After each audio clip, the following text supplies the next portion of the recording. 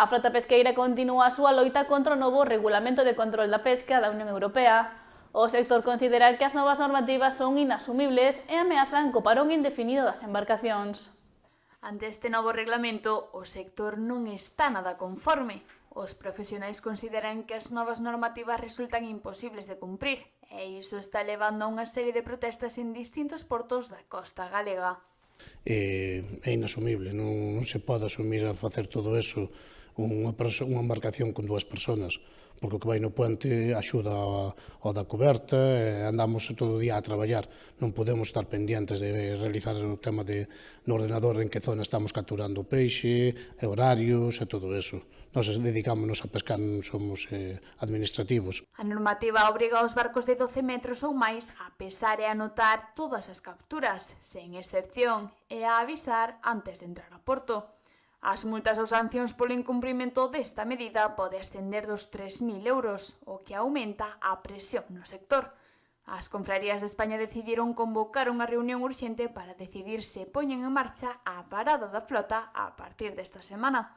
De ser así, a paralización sería por tempo indefinido ata o 22 de xaneiro, cando se reunirá novamente a Federación Nacional de Confrarías de Pescadores. A ver, en principio está convocada unha reunión para hoxe ás 5:30 cos armadores de Rianxo, porque hai unha proposta da Federación que onte tivemos unha reunión telemática de unha proposta de parar a partir desta semana hasta o día 22, todos os días, polo tema do reglamento de control. Intentaremos falalo, chegar a un consenso de que medida vamos a tomar desde Rianxo.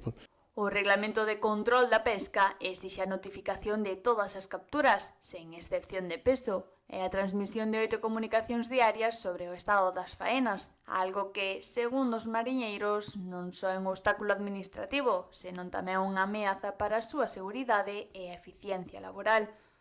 A preocupación máis importante para os pescadores é a imposibilidade de cumprir coas novas exixencias cando están tan preto da costa. Barco que está a 30 minutos do puerto non pode comunicar a hora de chegar a fazer as 4 horas de espera. É inviable eso. Además, aparte, nós estamos traballando todo o día. As mans están húmedas. Se temos que comunicar en ordenador ou desde o móvil, desde unha aplicación, é inviable. A pregunta agora é se o goberno español e a Unión Europea atenderán as demandas dun sector que se sente cada vez máis asfixiado e sen chegar a comprender o porqué deste reglamento. Baixo o noso punto de vista é a ignorancia da xente que está sentado nunha mesa a moitos kilómetros daqui e non saben como traballamos. Eu penso que desde o Ministerio deberían un pouco de informarlle tamén de como se traballa, como traballa a frota daqui. E desde aquí, desde a Xunta, deberían de informarlle ao Ministerio de como traballamos aquí. O futuro da pesca galega parece estar en xogo. As decisións que se tomen nesta reunión poderían marcar un punto de inflexión.